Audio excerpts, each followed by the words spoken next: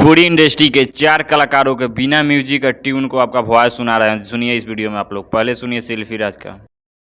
के नगरिया कहियो ना बस तोरा संगे मोर सवरिया नहीं केहू हमके बता देगे जी है बतिया रे निजनियई मिले कसम बजान के माही बड़ा मरल बिया रसरी में बांध के खाती करब भाऊजी अब की के पारब भैया रब गईले ना धसे जी पर के करा संगे लड़ब भैया रब गईले ना मोहब्बत कर गए रखिया न धड़कन के खबर लागल